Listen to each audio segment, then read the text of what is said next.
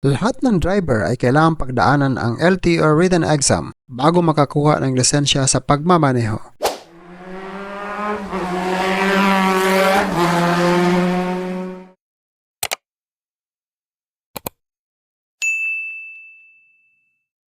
May kanya-kanya tayong kwento na pwedeng ibahagi kung paano natin nalampasan ang LTO written exam.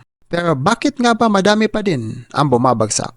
Sa video na ito, pag-uusapan natin ang mga dahilan at ilang tips from newly licensed rider who just recently passed the LTO written exam on first attempt. Ako po mismo. Simulan na natin. Paano ko nasabi na madaming bumabagsak sa LTO exam? Wala akong nakita na statistics regarding individuals or first takers who failed LTO written exams for driver's licenses. But of course, LTO won't disclose it. Kaya ang kwento ko ay base lang sa personal kong nasaksihan nung kumuha ako ng exam sa LTO this November 2024. Sa maniwala kayo sa hindi, yung isang mahabang legal paper na puno ng pangalan ng examinees, dalawa lang po kami na pumasa. Nakasulat na sa nasabing papel, manually yung mga pangalan ng lahat na nasa loob ng examination room. At after ng exam ay kailangan mo lang isulat yung score mo kung passed or failed at signature. Kailangan mo makakuha ng 48 na tamang sagot out of 60 questions to pass the examination. Naalala ko yung isa na pumasa ay saktong 48 ang score.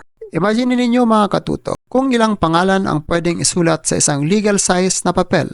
Sa normal fonts na sulat kamay, tapos dalawa lang ang pumasa sa buong papel na puno ng pangalan. Agad-agad mong makikita kung ilan ang pumasa kasi magkaibang column yung score ng failed at passed.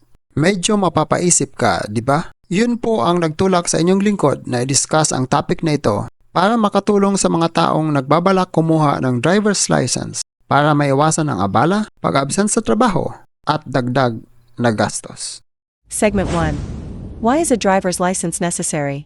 Bago tayo mag-focus sa exam mga katuto, sagutin muna natin ang mas mahalagang tanong. Bakit nga ba kailangan ng driver's license? Simple lang mga katuto. Ang lisensya ay isang legal na dokumento na nagpapatunay na kaya mong magmaneho ng ligtas at may sapat kang kaalaman tungkol sa pagsunod sa mga batas trapiko. Ang pagkuha ng lisensya ay nakasaad sa Republic Act 4136 o mas kilala bilang Land Transportation and Traffic Code.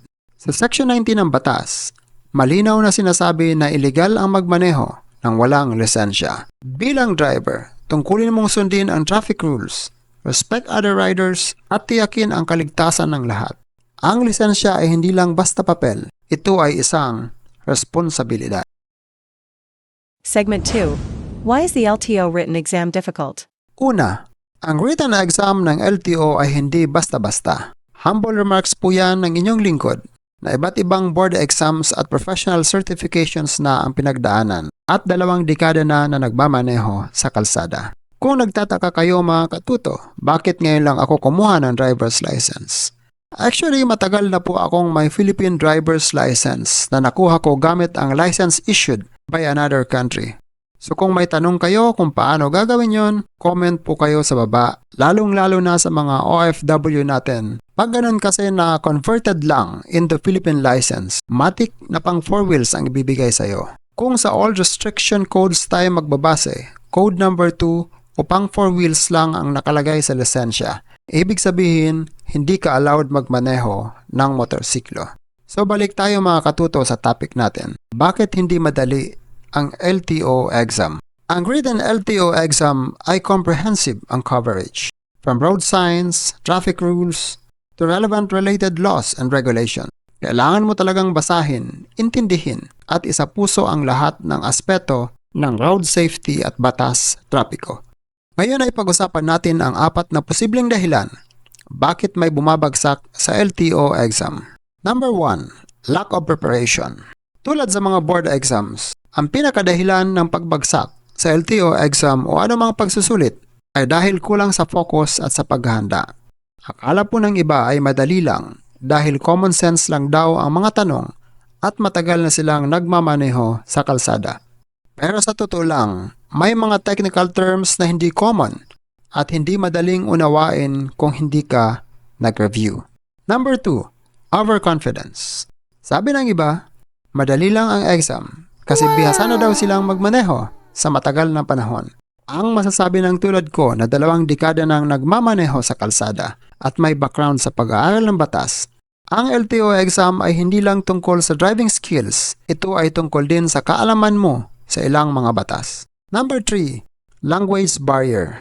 May mga tanong na medyo technical ang English or Filipino translation. Sa actual exam, pwede kang pumili ng English at Filipino o Tagalog version. Ngunit may mga English technical terms talaga na hindi madaling intindihin dahil walang tamang translation sa Tagalog. Pang-4, pressure and anxiety. Huwag din nating kalimutan na tao lang tayo. Matik ang kaba sa ganitong mga sitwasyon. Sa actual exam, may mga taong di maiwasang magpanik, lalo kung hindi sila sanay sa ganitong klase ng pagsusulit. Segment 3. What should be done? Tips from a newly licensed writer. Sa napagdaanan ko mismo sa pagkuha ng LTO exam, hindi talaga dapat magpakakampante kahit pa sabihin na natin na matagal na tayong nagmamaneho sa kalsada. Nabanggit ko nga sa mga naunang segments na may mga technical terms na hindi madaling unawain. Pero dahil din sa experience sa mga napagdaanang board exams at mahabang panahon na pagmamaneho, nakapag-establish ako ng ilang techniques upang makapasa sa LTO exam sa unang subok.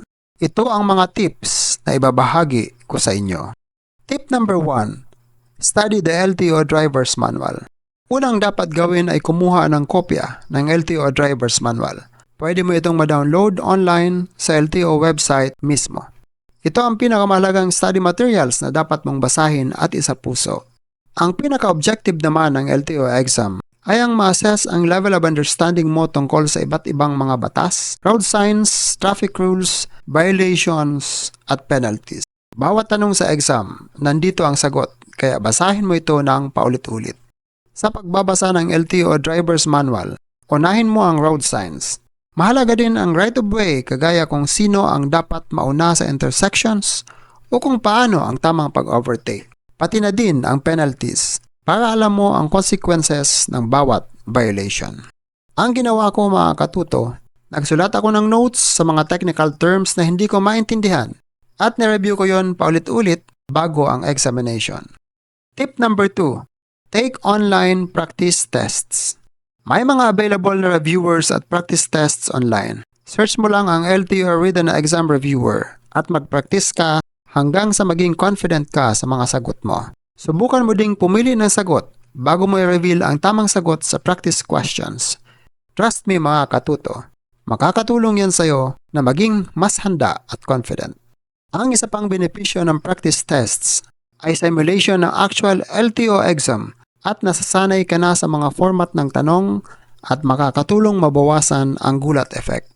Ang ginawa ko mga katuto, in-apply ko yung experience ko sa mga board exams. Ginawa kong mock exam ang online practice sets while observing the allotted time sa actual examination. Ngayon, alam ko madami sa inyo ang may tanong kung paano ninyo malalaman kapag handa na kayo na mag-take ng LTO written exam.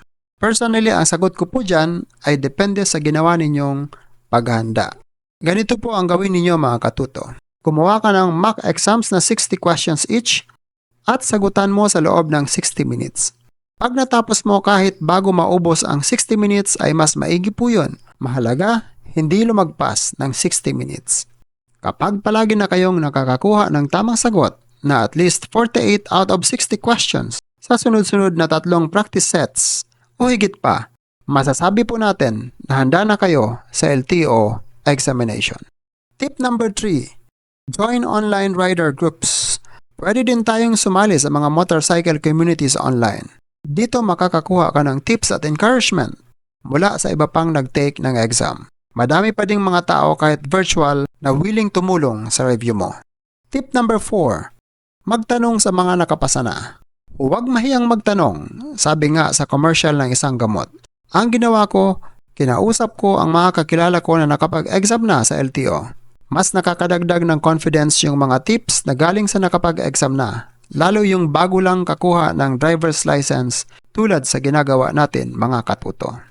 Tip number 5, magpahinga bago ang exam. Huwag kang magpuyat bago ang exam. Kailangan mo ng malinaw na pag-iisip at less tulala moments para makapag-focus sa mga tanong ng exam. Yung iba kasi iniisip na madali lang, kaya't gigimik pa a night before the exam. Mas malaking abala po yung babalik tayo ulit sakaling tayo bumagsak. Siyempre, panibagong absent o leave sa trabaho, panibagong bawas sa sahod at dagdag sa gastos. Tip number 6, stay calm during the examination. Siyempre, tao lang po tayo. Andun yung kaba bago mag-exam, habang nag-exam at kahit pagkatapos ng exam. Pero panatilihin natin na palagi tayong kalmado. Makakatulong na bago mo pindutin yung start button ng exam, magdasal muna at humingi ng gabay sa Panginoon. Huminga ng malalim at sabihin mong, kaya ko to. Sa actual exam, basahin mo ng maigi ang tanong at huwag magmadali. Pwede naman balikan yung mga tanong habang hindi mo pa nasasubmit ang mga sagot sa system. Panghuli, tip number 7. Use the allotted time wisely. Ang isa pa sa mga napansin ko bakit sa tingin ko ay bumabagsak yung iba, masyado silang nagmamadali. 60 questions and 60 minutes. Meaning may 1 minute tayo per question at pag nasagutan natin yung madadaling tanong ng mabilis, pwede pa natin gamitin yung remaining time doon sa ibang questions na medyo kailangan pag-isipan at i-analyze kaya sulitin natin yun. Na-observe ko din yung ibang examinees na mabilis na matapos kahit na mas nauna pa akong nagsimula sa exam. Akala ko nadalian lang sila sa exam, yun pala, bagsak din. Pag gano'n na mapansin mo na naunang matapos ang iba, chillax ka lang katuto. Ang mahalaga, lahat naman kayo ay may allotted 60 minutes time. Huwag mo silang intindihin, basta sulitin mo ang 60 minutes na binigay sa iyo. Naalala ko sa mga katabi ko na may 10 katao. Ako na lang yung nahuli kasi ginamit ko talaga yung allotted time at binalikan ko yung ibang mga tanong na medyo hindi ko masyadong naintindihan.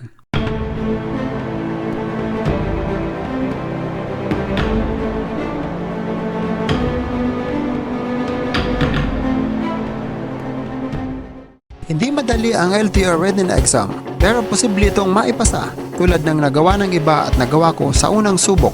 Basta maghanda tayong mabuti. Tandaan, ang lisensya ay hindi lang papel. Simbolo ito ng responsableng pagmamaneho. Kaya kung nag-review ka ngayon para sa LTO written exam, good luck sa iyo katuto.